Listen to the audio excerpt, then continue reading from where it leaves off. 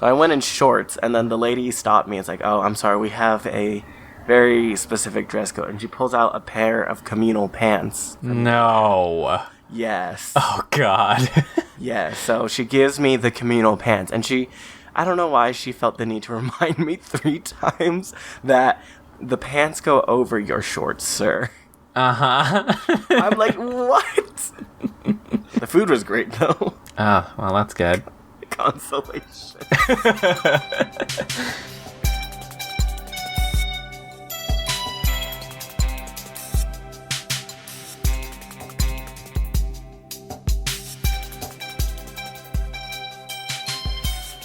Hello, listeners, and thank you for tuning into Those Nerds Over There. This is an enthusiast podcast centered around celebrating and discussing nerd culture.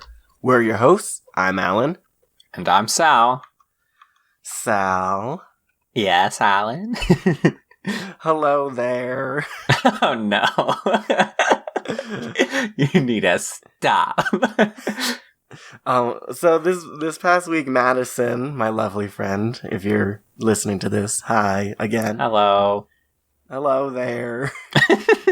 She came down here to Las Vegas, and we just kept singing this song.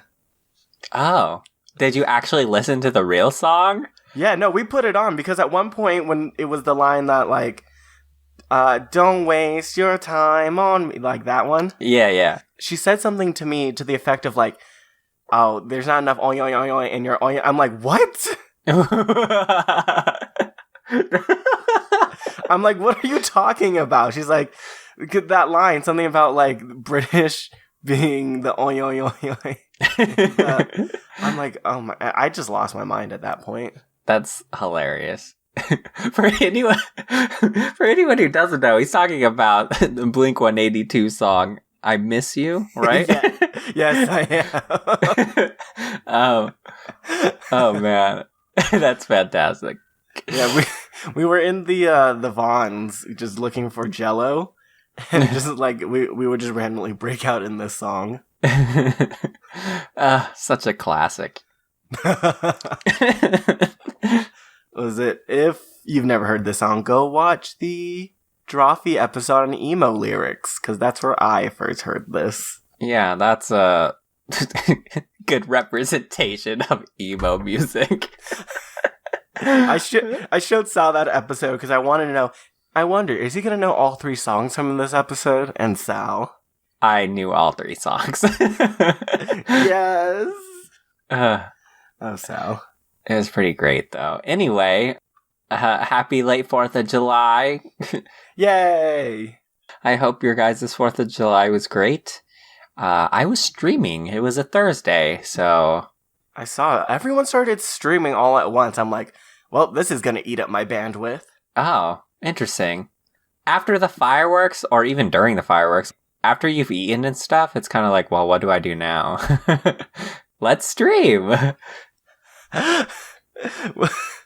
What a very modern age thing. I know, right?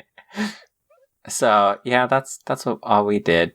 What did you end up streaming? Because I just left on the streams and I just kind of went off to eat. We played a game called Crawl.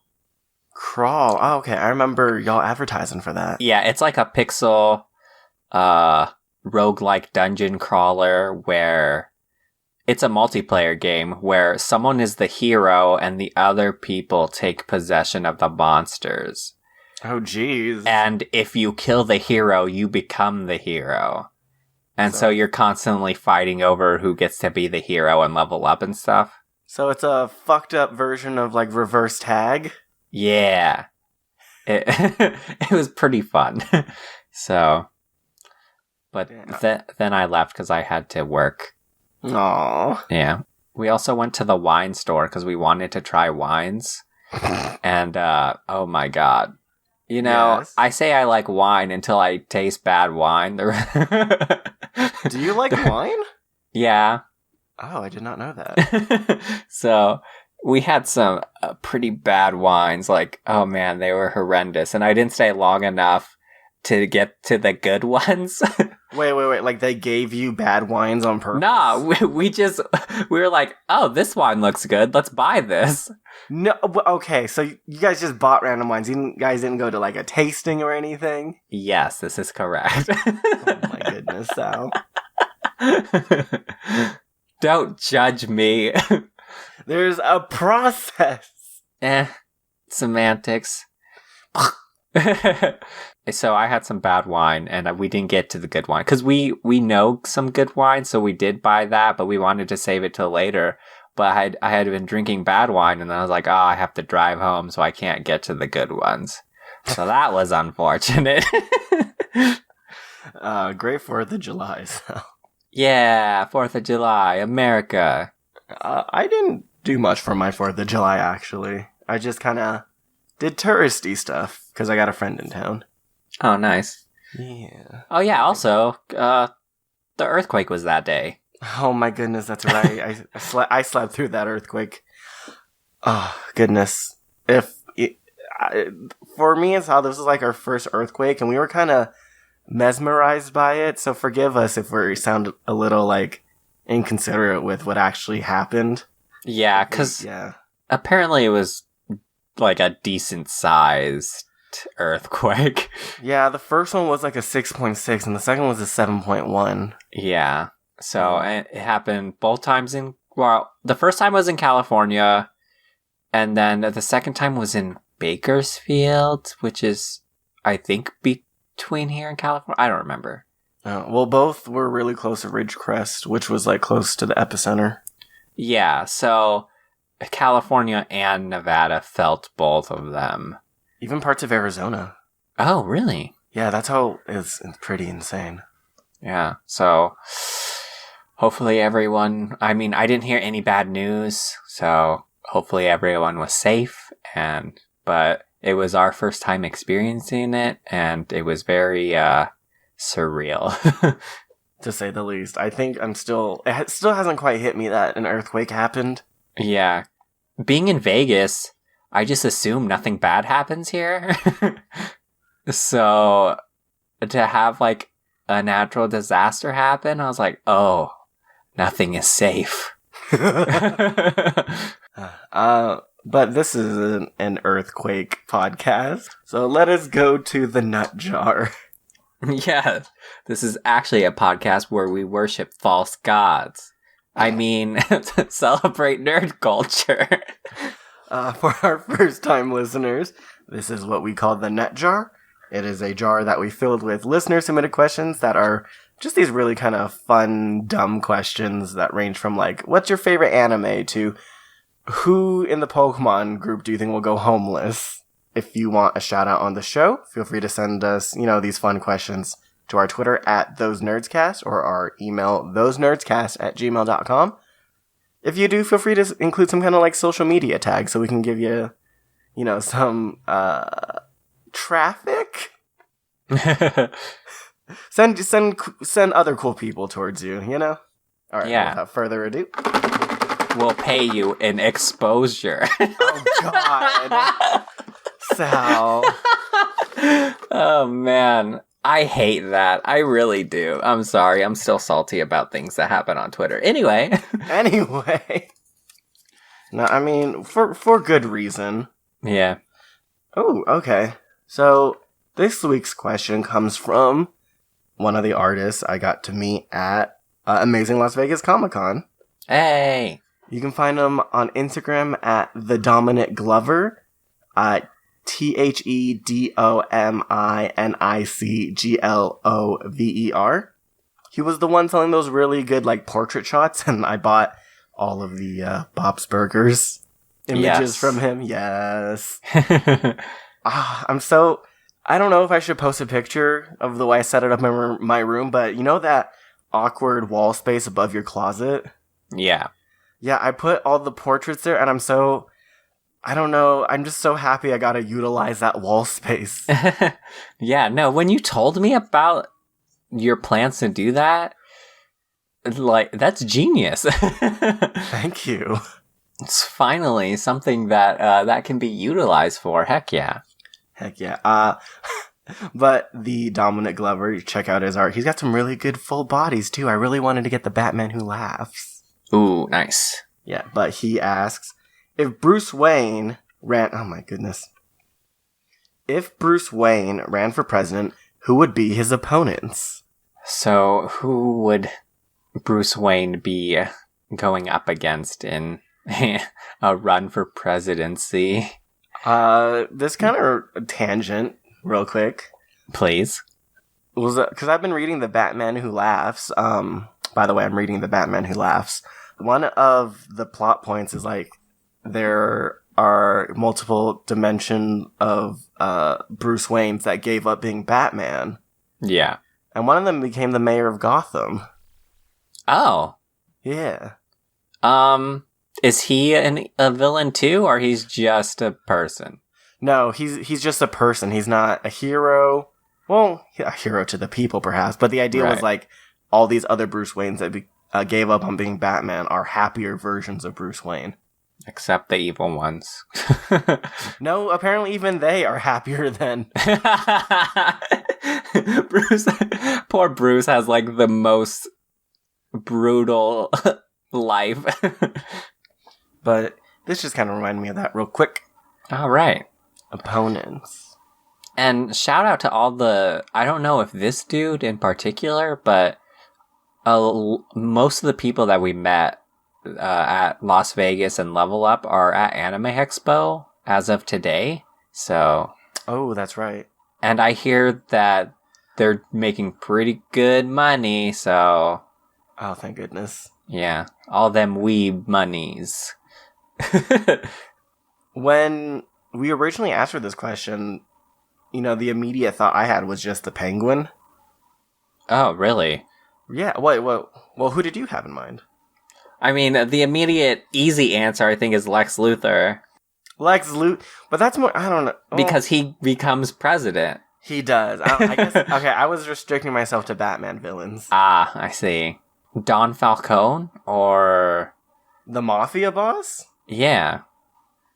Oh. He would be good. Penguin is also a Mafia boss, right? He is. As far as, I'm pretty sure, because he's got the whole casinos and the goons. Yeah, I mean, any of the Mafia bosses, except probably Joker, because a lot of them are very, well, I mean, they run a Mafia ring, right? So they're very charismatic and influential. Affluent. So, yeah. So, you know, Black Mask, the Riddler. I mean, a lot of them would be pretty good. But wait, why not the Joker? I mean, he's the Joker. Is anyone gonna vote for him? I don't know. I don't think so. Wasn't there... Oh, well, what's the Batman with Nancy... With the... Oh. With who? Was it the Nancy Carey, Robin? I think was her name. Uh-huh. You're asking what Batman story that is? Yeah, because, like, it's the one where he's, like, 6 feet wide or something. I don't remember. I think, like, the Joker was really popular in that one. He had, like, a television show and stuff. I don't know what happened. I have not read that, so... Okay. Yeah, I just know about that Robin. But, I mean, even still, he's an entertainer, right? Carrie Kelly. Was that her Yes. name? There we go. Sorry. No, you're fine. But yeah, so the Joker's an entertainer, but he's not a leader. In my opinion. Like, he kind of rules out of fear, and he kind of just does his own thing. Okay, so he's not, like, a benevolent leader. Yeah, I guess. Right. Because, like, I think... I mean, he's got lots of... He's someone that has... Because all I can think is Harley right now, but he would have underlings and shit. Yeah, but not under... I don't know. I don't think any of his underlings are, like, super loyal. I mean, even Harley Quinn ends up going against him eventually. Yeah. And who would want to give him that kind of power? I don't think anyone would vote for him. I don't think he'd even be... I don't think he would even consider running. Because why would he want to do that? He likes just having fun. That doesn't sound like fun. An election. I mean, I was gonna say like just fucking with Batman. No, I mean, because that's like his whole MO, trying to get Batman to be. I just can't see it. I can't see the Joker ever running for president. Can't see the Joker running. Okay. Oh God, I'm trying to make a case because I would love to see that. Just like the White Knight's Joker would probably be good, but that's a different version of Joker who became a good guy. So I just imagine like all of a sudden Poison Ivy running on like the Green Party or whatever, like third party candidate. Oh man, Poison Ivy, that would be interesting. All right. Yeah, but then with this for president, and we've seen that like sex sells. Oh my God, Sal. But her whole platform would just be like saving the earth. I mean, I think that's a good platform. I mean, it's a great platform, but we've seen that doesn't work. Yeah, you're right. But that doesn't mean she wouldn't try to run against him, right? I don't know. I don't know. I don't know. I don't think we've ever seen Poison Ivy do political yeah, stuff, you're right. As far as I know. I think we've really... Do you think there would be other Justice League members that would run? Because we've mostly been thinking of villains. Yeah, well, because you wanted to keep it in Gotham, and it's kind of just villains. Like, who's gonna run against him? James Gordon? I don't think so. No, we don't have to restrict it to Gotham. That was just where mine was. Oh, okay. Because it's like, if we just restricted Gotham, clearly it's like not the super villain so much. Yeah. And also, I mean, it is Bruce Wayne because he has far reach, but who would want a president that came out of Gotham? Oh, that's true. That's an interesting platform to run on. Yeah. So. Or like, not platform, but you know. Keeping it in Gotham, Alfred running against his own child? I mean, this can be an Elseworld story, right? Here, just look at my AU real quick. Okay. Interesting, Alfred. Yeah, I think Alfred would be a good president. He's very wise. He's very wise. He's caring. He's empathetic. Yeah. He knows logistics. I mean, he's helped the greatest superhero, non-superhero. So. Like, we've seen there's no Batman without an Alfred. That's the whole. Exactly. Like, when we got to. What's the one with the full Batman bodysuit that flies? The Dark Knight Returns? Yeah, the one. Yeah, the one Batman versus Superman. No. It's the animated series where Batman's old. Yeah, I'm pretty sure that's Dark Knight Returns. Yeah, because like he's now become Alfred at that point. Right. So anyway, my point is Alfred. Yeah, I was like, Alfred? Alfred. Other than that, I would like to see an alien run. An alien? Yeah, that would be cool. Probably not Superman. I don't think Superman would even like the presidency, but someone like a Kryptonian or someone humanoid, you know? Oh, I was thinking... Because I'm stuck on villains for some reason. After, like, Young Justice, we, like... Was it G. Gordon Gottfried or someone from Apocalypse? Yeah, he's not an alien, is he? Yeah, he is. He's from Apocalypse. Is he? Yeah. Oh. I missed that. Well, because they don't really tell you in the show. The G stands for, like, glorious. Well, dang. Maybe even, like, Martian Manhunter? A Martian for president. I mean, he's a Martian, but he can take the form of a human. I think like the hard part of me for this question is just like, you gotta, like, what is the motive for some of these people running against Bruce Wayne? I don't think it's necessarily who wants to run against Bruce Wayne. More, that's right. Who wants to be president? Right, I'm thinking about this wrong. Damn it. But also, it's still the same question, like, who wouldn't want someone from Gotham, especially Bruce Wayne, to not be president, and much rather than be president, you know? Like, I think if any of a Justice Leaguer, like Martian Manhunter or something, would run for president, it would be because they wouldn't want... Like, they know what Bruce Wayne is capable of, right? Right. No, there's always that drama between, like, them and his cynicism with developing, like, fail-safes against all of them. Yeah, he's just very cynical, and he's not afraid to go dark, even if he doesn't kill. So, yeah, I think there would be some people of the Justice League that wouldn't like that. But, yeah, other than that, I don't know. This is an interesting question. This made me think, how...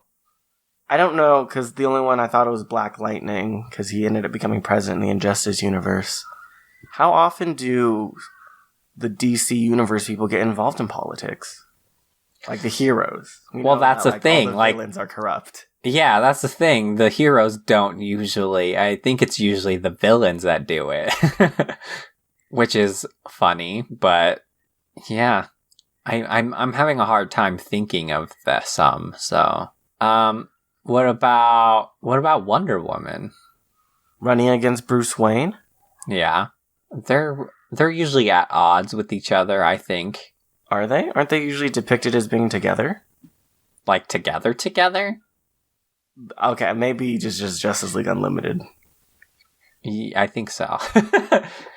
I don't know. I feel like they're... Maybe you're right. I don't know! I just thought of Vandal Savage, because that's totally something. Right. Definitely. Vandal Savage would run for president for sure. Yeah. Maybe not so much specifically because of Bruce Wayne, but in general. Yeah. He wants the power. I want to blame my just lack of DC knowledge in general. I mean, but I don't have that. Oliver Queen became mayor before. He did? Yeah. He's Bruce Wayne-esque. He's supposed to be the non-cynical version of him or something. Yeah, they're at odds usually too. So... was Green Arrow a good mayor?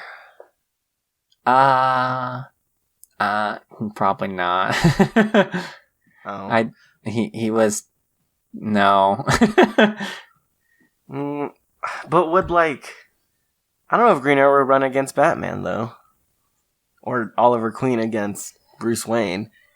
There's, like, he's his foil or whatever, but they're usually in agreement. I mean, why not, though? They're kind of two superpowers against each other, right? Well, they're basically the same person. Exactly. So, like, why would they be running against each other, then?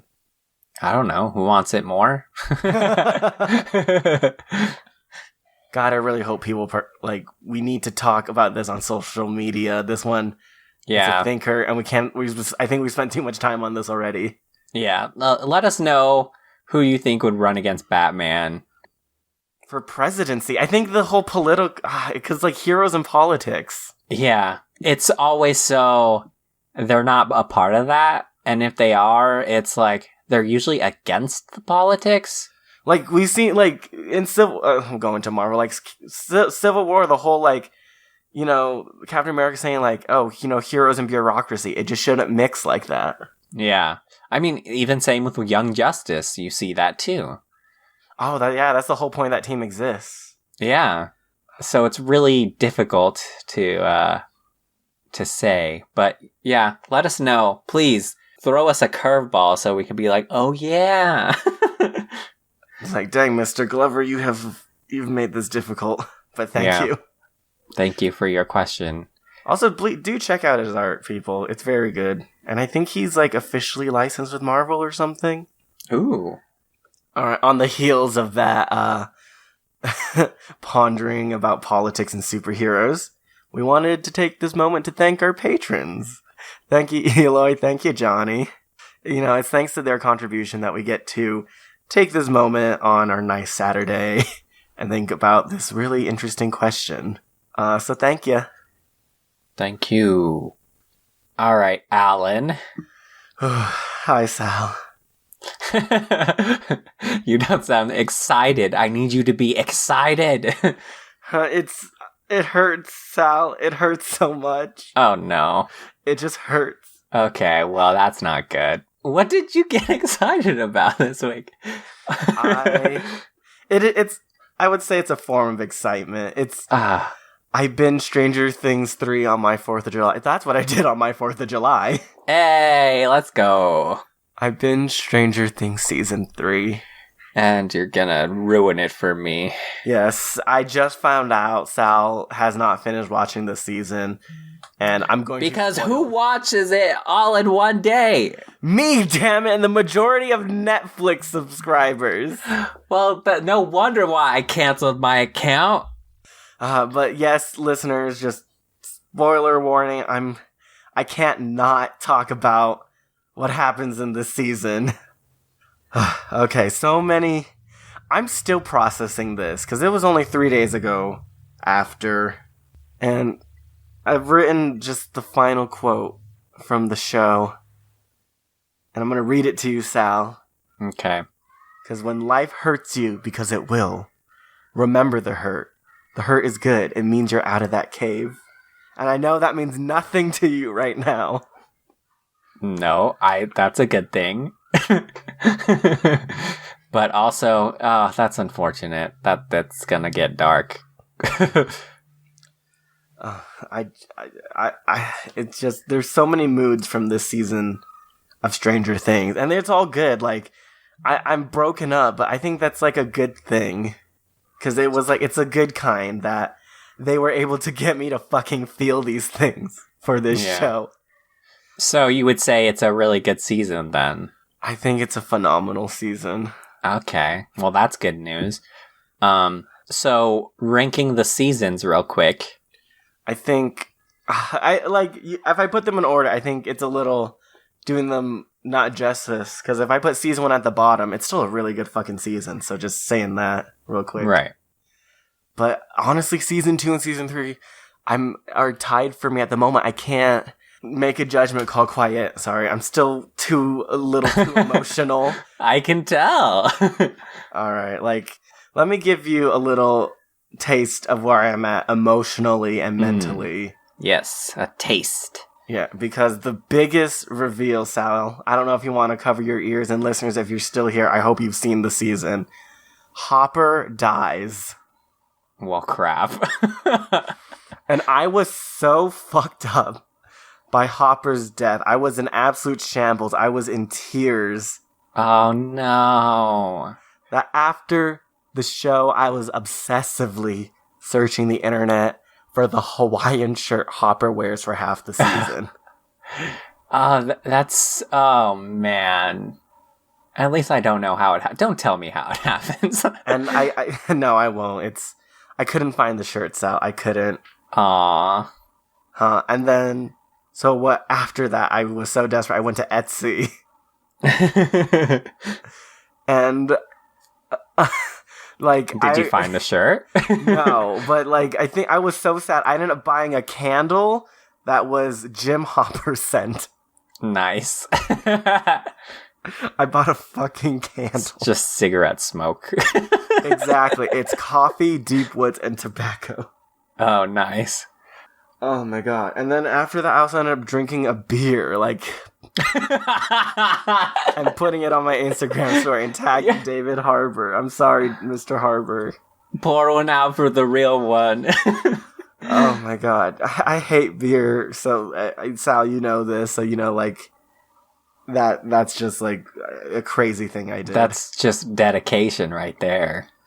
And And then the next day, in my toiling, like searching for the shirt, I passed by Target and I'm like, oh shit, they might have the shirt. And I just made a quick U-turn.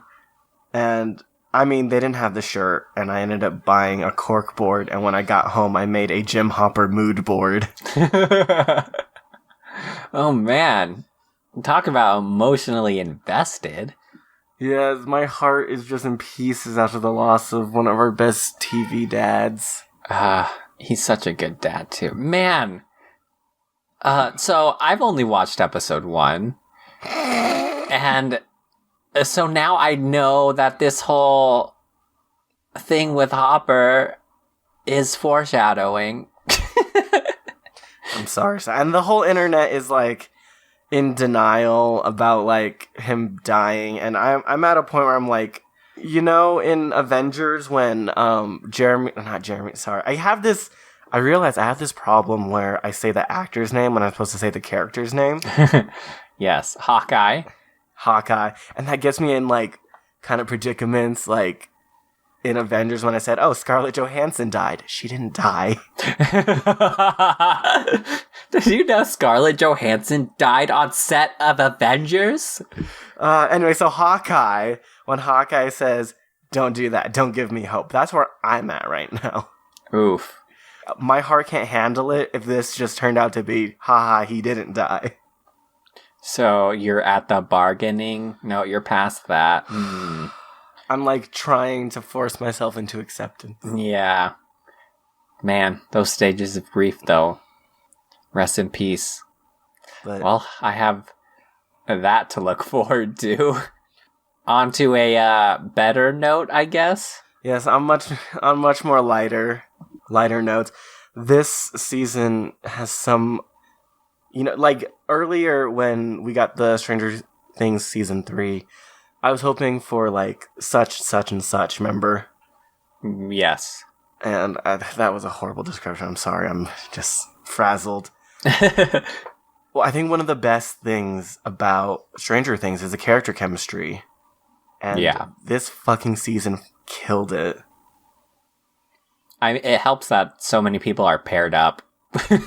Yeah, that's true. Earlier in the summer when I was excited about like Max and 11, you know, becoming best friends, like that whole relationship really paid off.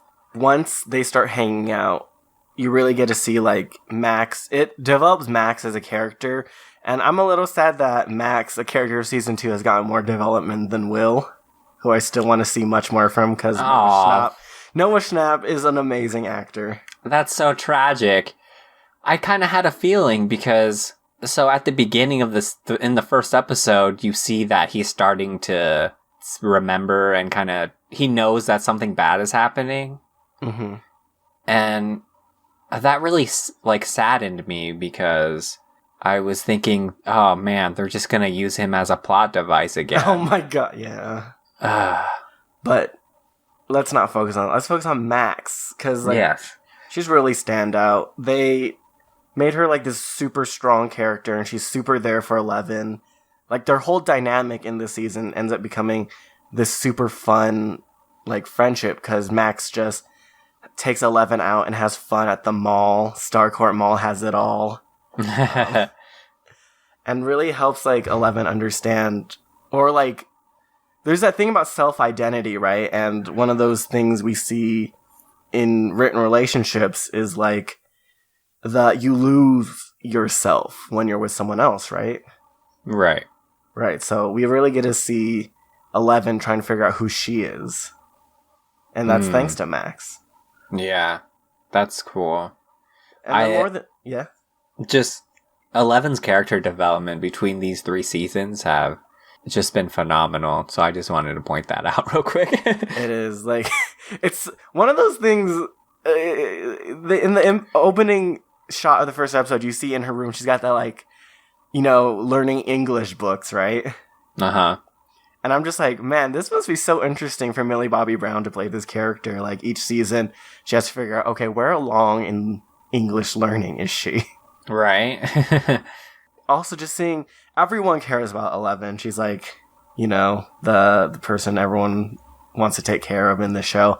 But the way Max, the cinnamon roll. She's the cinnamon roll.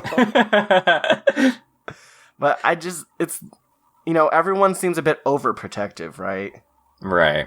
But Max isn't that way. She's like, and that was just super nice to see.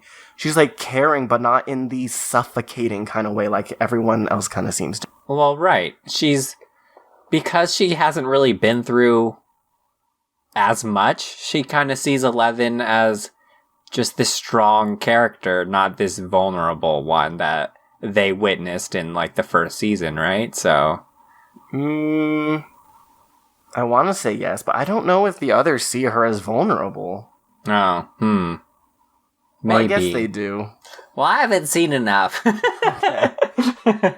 But that was just super sweet to see, just really nice caring relationships between children. Yeah. In this fucking fucked up town. Who are slowly becoming adults. We're so old. Oh, God. Yeah. Another relationship that I think fucking made the season was between Steve and Robin. I don't know who Robin is. Robin is the new girl character that works with Steve at Scoops Ahoy. Do you remember? Oh! I remember giving you the description of her and this is a very you character. Yes, I remember thinking that I would love this character, so... She did not disappoint. Apparently she is Ethan Hawke's daughter. Who? This, Ethan Hawke?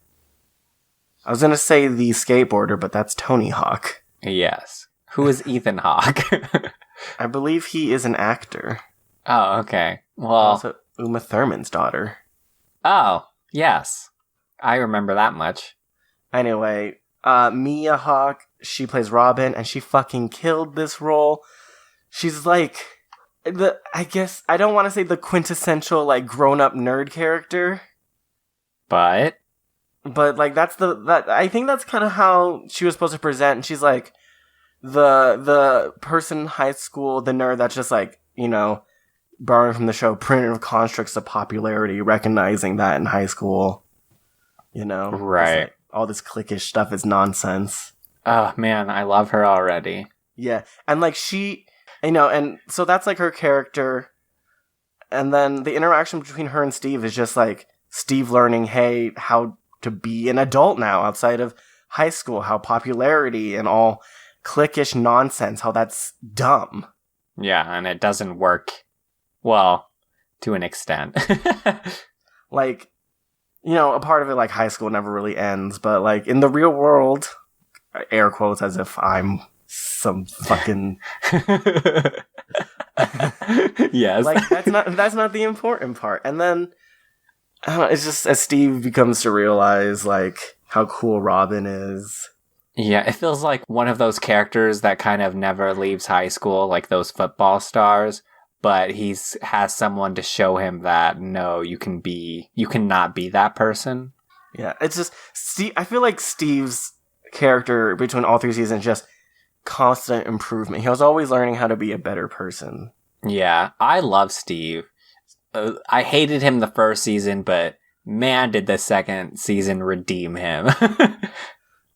Steve, so, I don't know, just the relationship between... And Robin, just as that sarcastic, witty, character, is just so fun to watch.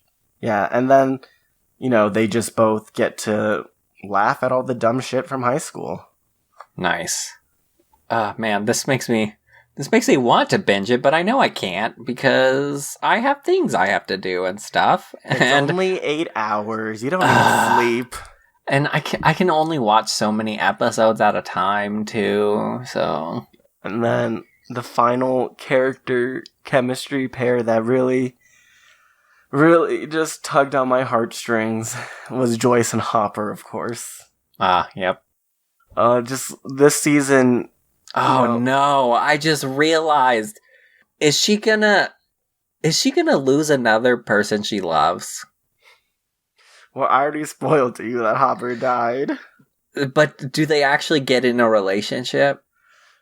No, don't say anything. I'm not going to say anything. Oh, no. This season, they spend the whole season together again. And, their whole arc is just them trying to, move on and trying Yeah. to be like not so guarded anymore, trying to be like they're like they don't want to be vulnerable. They've been hurt so much, right? Yeah. But and this whole season they just have difficulty opening up to each other, even to each other after everything they've been through. Wow. I'm already heartbroken. And you just want I've been a big Jopper shipper ever since season 2 when they're outside and Bob died, but you just want to see them happy. And even though this season kind of felt like it turned Hopper and Joyce into like caricatures, I don't know, just the interactions and maybe it's like because David Harter and Winona Ryder bring so much to these fucking characters. But like even just watching them bicker about stuff, it's really nice just to see them together. Yeah. Oh. Rest in peace. Oh. Man. I just don't know what to say about Joyce and Hopper. I wanted so much. I wanted them to be happy. And it's just like, I don't know what it is. It somehow feels like when traumatic shit happens, sometimes it feels like, at least for the kids, they bounce back so much easier in the show, at least, than the adults. Yeah. I don't know what it is. I think it has something to do with like childhood innocence. But yeah, the character chemistry this season is just so on point. I think like the writers on the show just know like the heart of the show are relationships. I feel like that's the heart of any show. Any show that I think about that. Let's say any good show. Yeah, any show that I love to death, it usually always comes down to the characters. The world building and stuff is like a very nice ensemble, but if you can't get the characters right, an example, Lost, that story wasn't great, but because the characters were so good, it kind of carried the show. So, I don't know. Character-driven stories, it's just, they're so good. I mean, it's the reason why we love shows, because we can relate to the characters. We don't relate to, essentially, like, the things that are happening. We relate to the things that affect these characters in the way that they do, right? Mm-hmm. So. Speaking of relatable characters, I have on the list of things I love this season. Do you remember Murray from season 2? Murray? He was the crazy conspiracy theory guy that Nancy and Jonathan went to. Oh, wow. Yes, I do remember that. Very briefly. Yes, on the list. He plays a much more prominent role this season. But on the list of relatable characters. Like, I think that's something amazing about this show. We had this fucking whack job of a conspiracy theorist in this show, and he's still somehow resonant with the audience because at some point in the show, he gets this, like, character relationship with another cinnamon roll.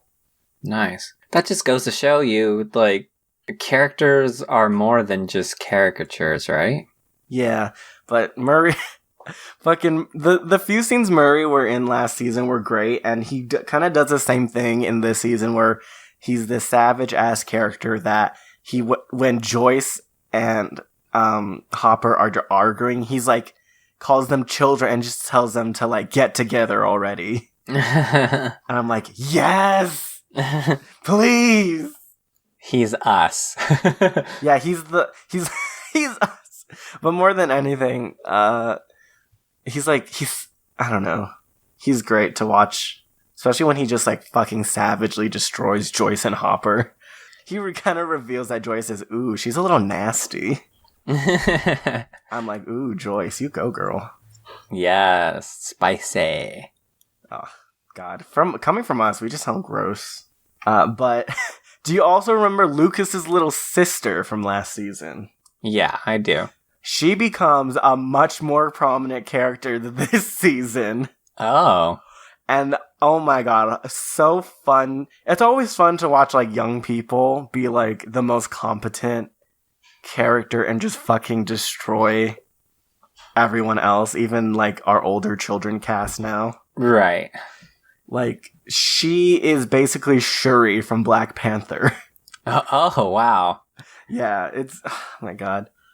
Like, I don't know what to say that's not, because I don't want to, she's got so many good written lines, and I just don't want to say them because her delivery is so fucking good. But, like, watch out for Erica. She's amazing. So. All right. Like, one thing they wrote in that I thought was just super cool.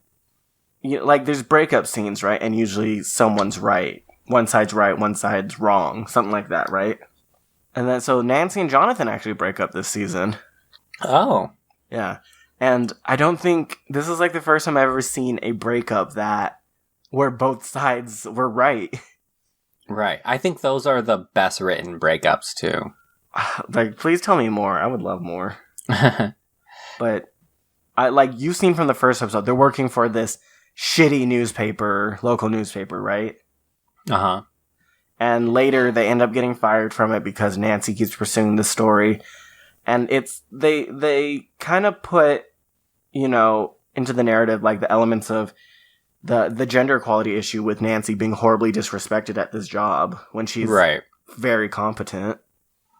And also, like, the class struggle, because Jonathan's family's very poor and he needs this job. And Nancy kept putting it at risk to the point that got them both fired. Oh, I see. Yeah, I'm like, oh, dang, this is, it just becomes really sad because, like, god damn it, they're both right. I mean, I haven't seen it yet, but it might be one of those, like, breakups for the better. I don't think so. I feel like, I don't know. Of course, like Murray said, all they really have together is their, like, shared trauma, right, for their relationship. And maybe that's not healthy for a relationship. No, that's not healthy at all. But I like them together. They're both very supportive of each other. You ship them? I do. Yeah, I'm Team Jonathan. That's fair. Yeah, I think, I don't know. Like, Jonathan, I don't know what it is. Like, it feels like Jonathan and now the mom in the season are some of the only few people that actually support Nancy. Okay. Yeah. I don't know. I wish I had more to say on that. Also that I had like a week to organize these thoughts. As of the recording, I'm halfway through my second rewatch of season 3. Oh my god, what is wrong with you? I need to process. It hurts. I made a fucking mood board. Oh my goodness. I made a goddamn mood board. I watched a single episode and you've already lapped me. It's just, I don't know why this show, I didn't even grow up in the fucking 80s. I mean, this is a testament to how freaking good this show is. Like, I want to cry. I wanted to scream. After I finished the season, I went on 3 different Discord servers I was on. I just, like, screaming out. Just yelling. I need to get it out of me, man. All right. I hope listeners, I was hoping this would be cathartic. And I'm sure, now I'm worried this is, like, frustrating for you listeners. And if you do, please scream at me. Maybe you just need someone to scream at you. An aesthetic thing I love this season. Just all the mustaches. Everyone got... that's something I don't like. Everyone got that, like, stereotypical porn stash this season. It's so gross. I fucking love it. It's, like, all that 80s aesthetic. And I think everyone looks great. Debatable. So, sumimasen, so. Oh, definitely. Because, oh man, the mustaches, the, like, big hair from the girls, no thank you. Take it all away, please. I love it. Like, the whole fucking Hawaiian shirt, mustache, washed out jeans look. Like, I'm feverishly searching the internet still for this cosplay, essentially. Yes, just a throwback to the 80s. Yeah, so, I love it. Whoever, works on costumes on this show, you fucking killed it. Wardrobe, makeup, y'all doing the Lord's work. There you go. All right. Also praise for people working on the show. the special effects team. Yes, they usually do a good job, right? Yes, but this season, I would say they maybe did too good of a job. Ooh, is it scary? In the gory sense, God, I wanted to vomit. I do love me some gore. Yeah, oh my God, just the amount of human flesh meat that was animated. And I just having the subtitles on, and every time the monster moved around and it used the word squelching, I'm like, why did they use that word? I don't know, just like viscerally, I wanted to vomit. Like the movements of the monster, just the use of human bones, the sound, the subtitled. I felt ill. So you know what? That's I think that's a testament to how good it was. Yeah, kudos to them. Just how fucking unnerving they made the creature. This is a thing to actually be terrified about, so... Yeah, and actually, like, speaking of just this monster and how much of a terrifying threat it was, this season, I felt like it's the first time we had an actual threat. This was an actual threat to Eleven. Because for a lot of the anime-style fights they have in the show where it's just Eleven and the monster screaming at each other... I mean, did you not, like, I felt like this was something I'm like, oh, this is like Dragon Ball Z. Anywho, tangent. Like, 11 super struggled fighting whatever creature it was this season. Nice. Like, she got beat up. Yeah. A lot, actually. Oh. Yeah, like, for 2 seasons, she was just like our Deus Ex Machina coming in to destroy whatever monster it is. Yeah, a little bit. Yeah, but this season, no, she is actually the target. The monster specifically is trying to kill 11. Oh. And how exciting. And he actually almost succeeds. Well, I was already sold, but I'm so sold now, like... Yeah, dude, so, like, it's crazy, like, the stakes of this season. Yeah, man. This sounds like a really good season. This was something I just thought was really cool. I labeled it as sound usage. So, like, you know how for, was it 11 to use her, like, astral projection power, she needs, like, white noise, right? Uh-huh. So, and they really use her power this season to just locate missing people. And I just thought it was really fucking cool to see all the ways they were able to generate that white noise in order for her to use her power.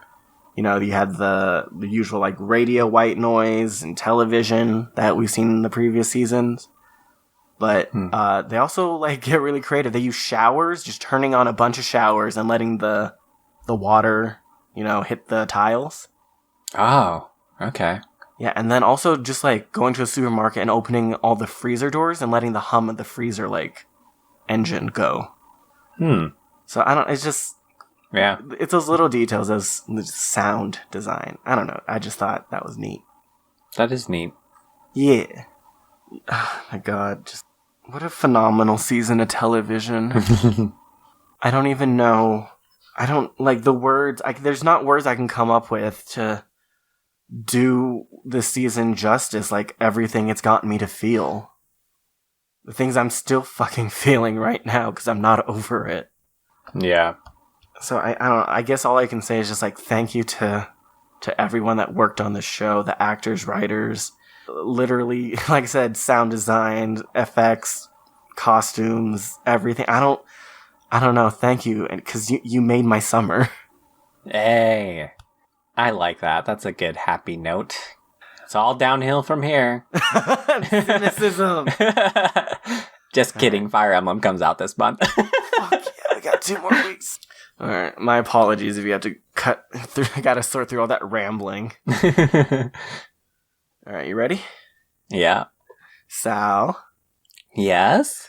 What got you excited this week? Oh boy, was my excitement not like yours? I mean, that's probably for the better. I just started a job, and the amount of just, like, emotional chaos inside me right now probably isn't conducive to good work ethic. Fair enough. You leave your problems at home. That's probably not good either. But I want to know, because you didn't actually tell me ahead of time this week, so, like, what'd you get excited about? Correct. It is once again time to talk about seasonal anime. Okay. Let me strap in real quick. Yes.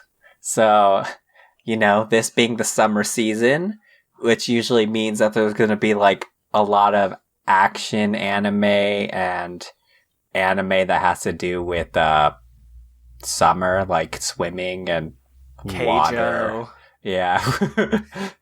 Those animes. There's also usually sports animes.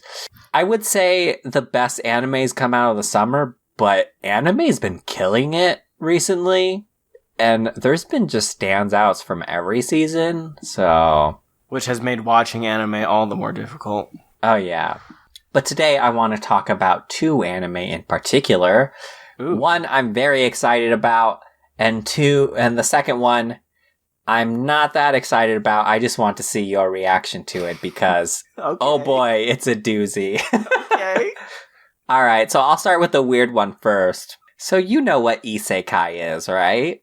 Oh, yes. Yes. It's Yes. Yes. Should we explain it? Yeah, but I don't think people know the term. Alright, so isekai anime is the whole genre is about being transported to the fantasy world. Like, imagine if you were playing an MMO and you woke up all of a sudden and you're inside the MMO. Correct. We've got a lot of anime, so much that the kind of genre is saturated with those shows now. Uh-huh, very much so. Yeah. So, think about your Sword Art Online, Log Horizon. I mean, even Inuyasha was an isekai. Oh my god, you're right. Yeah. So many isekais. Some of them actually really good. Shield Hero was really good. ReZero's really good. So, but there was a lot of bad isekai. So I'm going to be talking about one of the bad. Okay.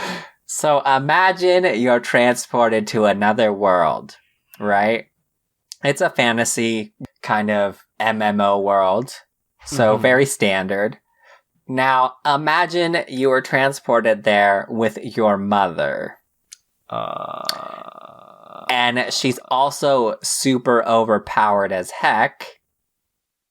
And she also happens to be really attractive, and this is a harem anime.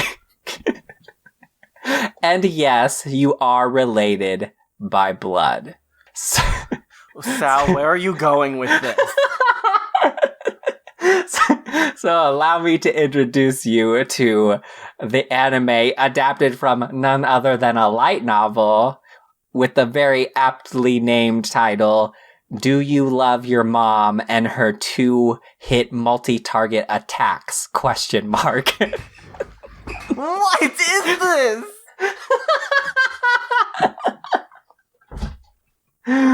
Oh my god. Who approved this? Yes, this is a anime based off of a light novel by Dachima Inaka, and it is being adapted by JC Staff, and the first episode comes out July 12th, so it is not out yet.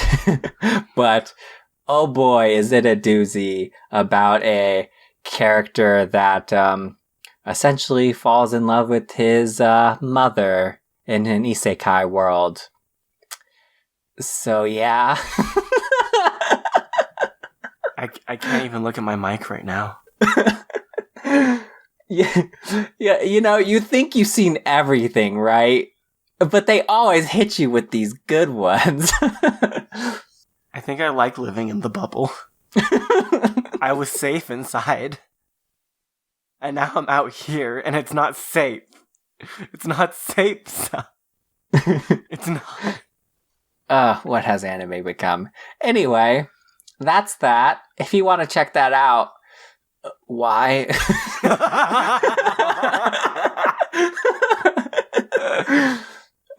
But jumping into what I got really excited about is an anime called Fire Force. So this is an anime based off of a manga that came out in September of 2015 by Atsushi Okubo. And if you don't know him, he is the creator of Soul Eater. Ooh, wait a second. Did you post a picture of this on Twitter? No, I don't think so. Okay, because someone posted a picture of a male protagonist. I'm like, oh, this looks Soul Eater. Oh, interesting. I mean, it might have been him because he does look very Soul Eater. But, so, this anime adaptation, the first episode aired July 5th. So I've watched the first episode already, and it's by David Productions. Who is David, and what are his productions? Right. Apparently, this. So, the plot synopsis. So, year 198 of Solar Era in Tokyo. Special fire brigades are fighting against a phenomenon called spontaneous human combustion. Whoa. Where humans are turned into living infernals called infernals. Thanks, David. Right? While infernals are first generation cases of spontaneous human combustion, later generations possess the ability to manipulate flames while retaining their human form. So the main character, Shinra Kusabe, a youth who gained the nickname Devil's Footprint for his ability to ignite his feet at will, joins the Special Fire Force Company 8, which is composed of other flame users as they work to extinguish any infernals they encounter. As a faction that is creating infernals appears, Shinra begins to find out causes of a mysterious fire that killed his family 12 years ago. Just his feet? Yeah, so he has the ability to ignite his feet and use them as, like, kind of jets to, like, project himself forward and, like, fly and stuff. Mm-hmm. So, but other characters have different fire-based abilities. So, some phenomenon happened where people spontaneously combust and they turn into these, like, fiery monsters. And it is this task force's job to essentially kill these monsters. Right. And so that's what this anime is about. And it's called Fire Force because it is based off of what we know as firefighters. So all the art and everything, the clothing they wear is all firefighters. The equipment they use, like special kind of fire hoses and these axes and stuff, it's all firefighter-esque. Oh, so they're not fighting the fire with fires. Yes, correct. Oh my god, I was so confused. I'm like, how is this helping? I mean, they are because they can manipulate fire, right? So they are using fire to fight fire. But how? But I mean, they're not getting rid of the fires with fire.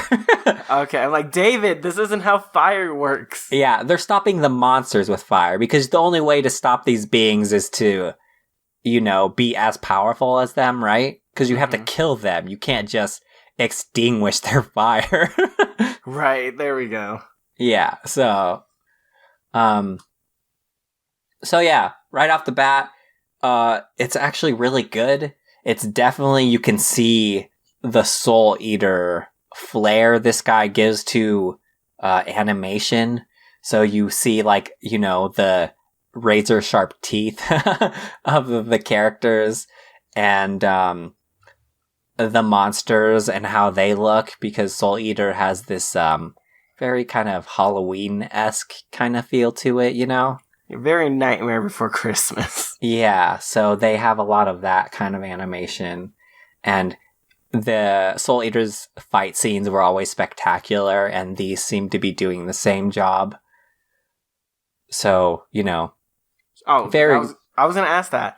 How is the animated fight scenes? Because I fucking loved the fights and the transformation sequences in Soul Eater. Yeah, oh man, they're so good so far. Okay, so thank God.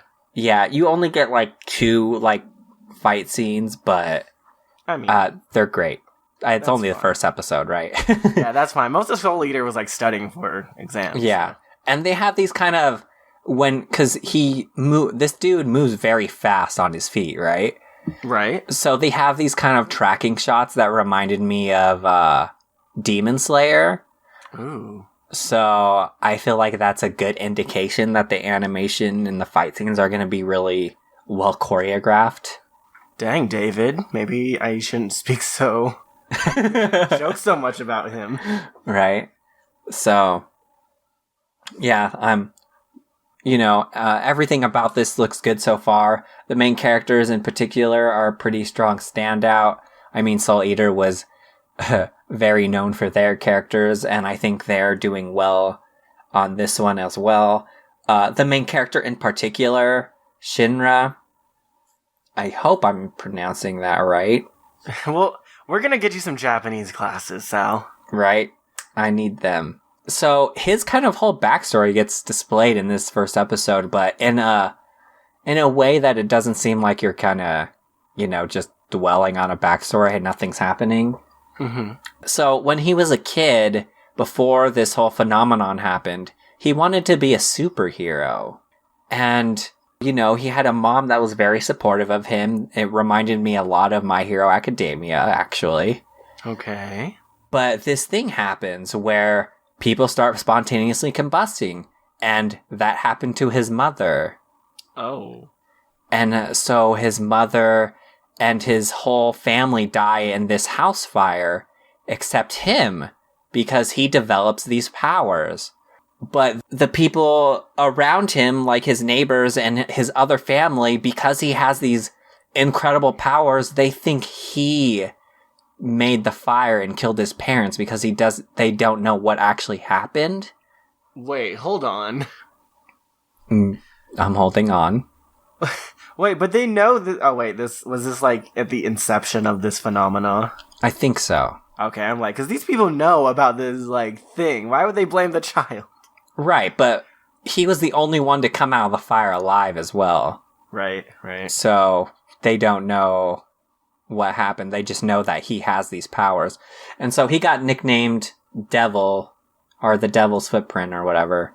And so he's this guy that wanted to be a superhero, but now he's being portrayed as the villain.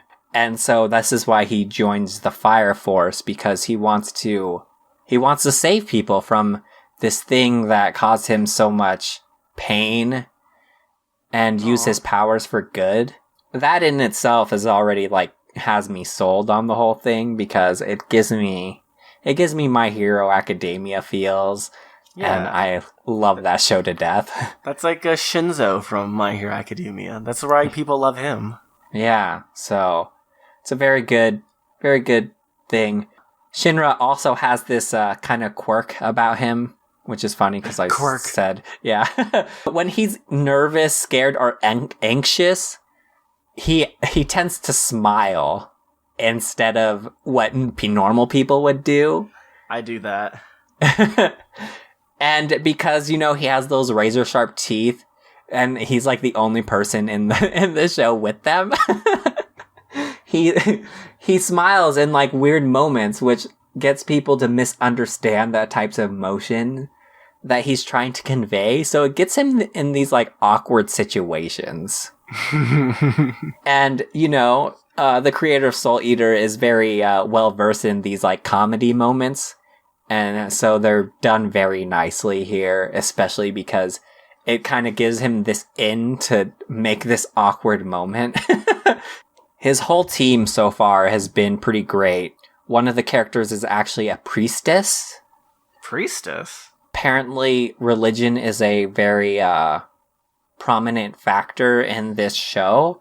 Interesting. And the priestesses are on the team because their whole thing is that they're essentially returning these monsters to the eternal fire or whatever, bringing their soul to peace because they spontaneously combusted and turned it into these monsters. Is this Dark Souls the anime? Right?